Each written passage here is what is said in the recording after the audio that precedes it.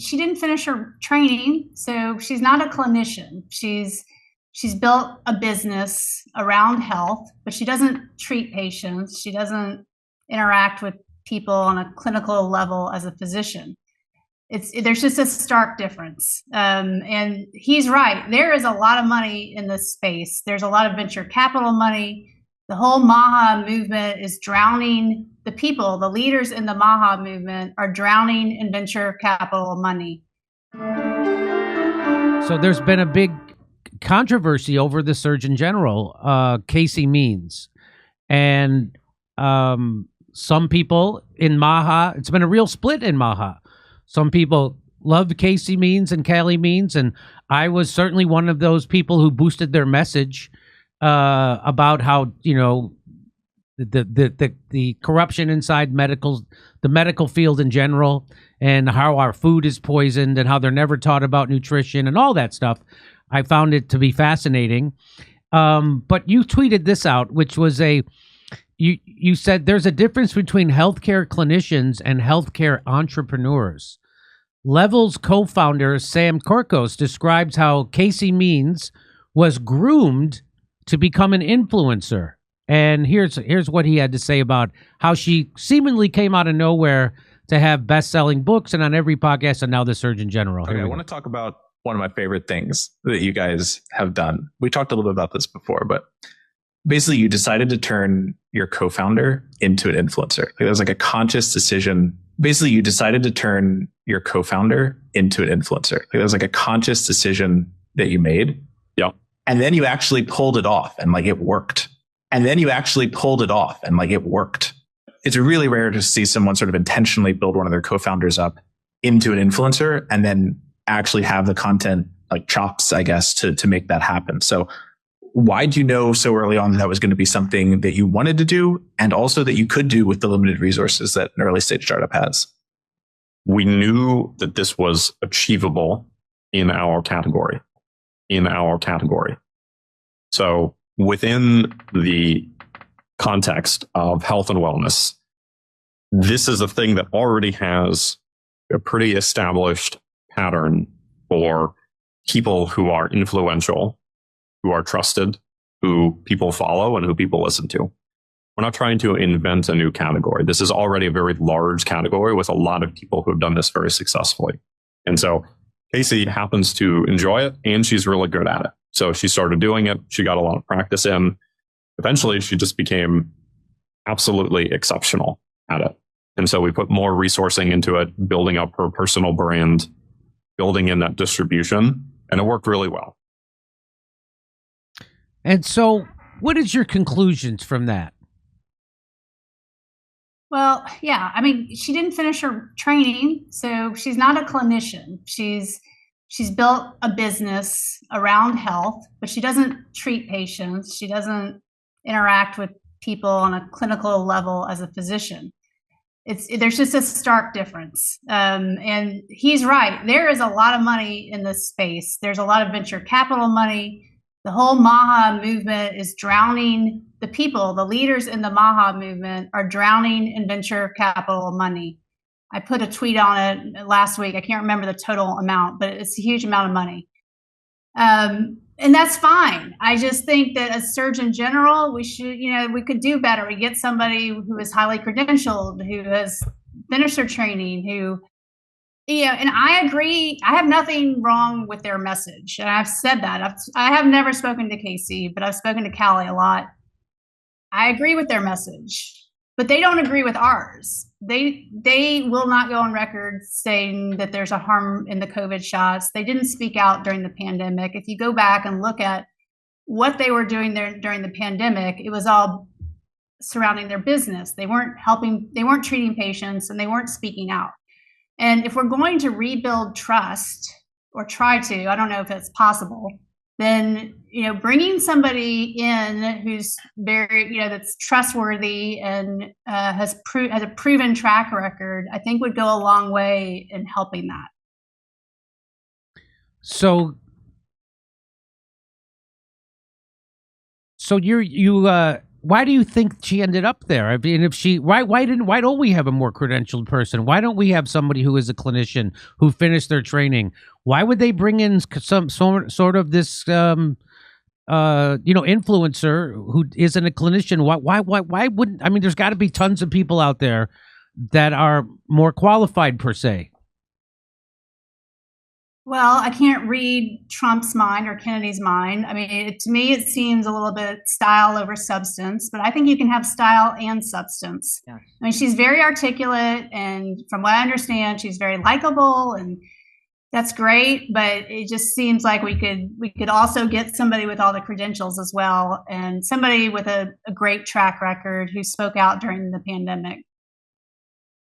So what is your hope for the MAHA movement, and where do you see it going? Yeah, MAHA has taken a different direction. MAHA doesn't really even talk about COVID my priority, I mean, my first and foremost priority, step one, is get the COVID shots pulled off the market. And then we need to hold people accountable. I don't see that as a goal. MAHA is focused on food and toxins, and that's great. But yeah, there's MAHA, and then there's, I think what we call it probably is medical freedom. And that's all the people that really stood up during the pandemic and did the hard thing and spoke out and are still trying to correct what happened, because COVID directly impacted every single American. It's a big deal, and there's probably another pandemic just around the corner. We know there's 500 mRNA shots in the pipeline. No one has been held accountable. No mistakes have been corrected. No one has even really apologized or acknowledged that something horrible happened.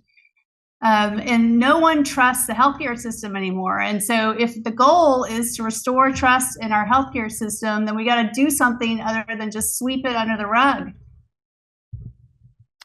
And you don't feel optimistic about what going forward with MAHA?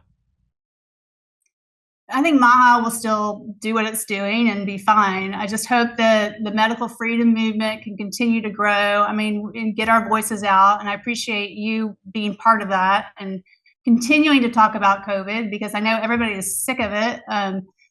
But we just, I'm not giving up until something happens. I mean, and I know a lot of people feel the same way I do. It's just too important that we not move on without making sure we correct what happened. So, I mean, it's almost, 9 out of 10 people seem to have stopped taking the COVID boosters, right? So at some point, most Americans rejected the advice coming from the CDC and the FDA. At some point, most Americans started to feel comfortable enough or allow themselves to question authority. At some point, Americans did their own research. Almost 9 out of 10. So I think that they'll have a much harder time trying to pull this off going forward. Like the bird flu seems to have come and gone, and it seemed like they had the same, that Wen Lu or whatever her name, she had the same morons out there pushing everybody should get a bird flu vaccine. They've got them. They should be ordering. I saw her on CNN. They should be ordering them and getting them out to the States. And we should, and it's just crazy. So I think they'll have a much harder time going forward because COVID was such a backfire for them. Don't you think?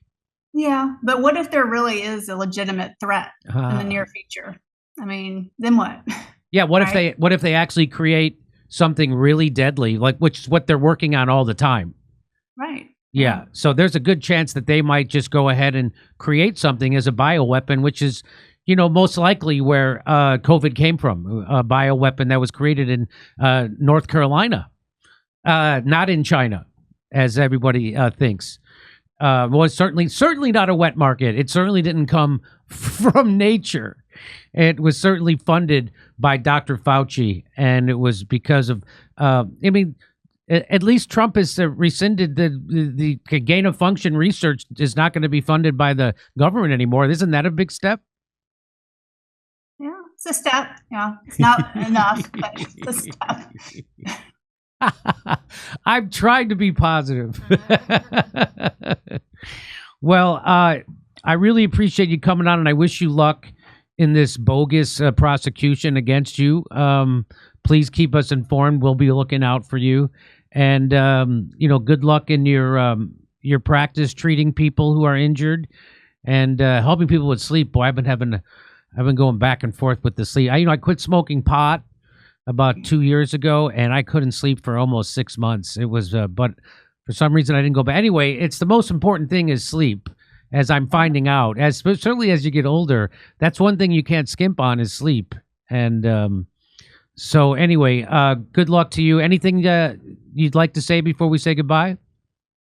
Well, thank you for continuing to cover this topic, because I know people are ready to move on. So I hope people will just continue to keep this conversation going and pressuring the administration. They work for us.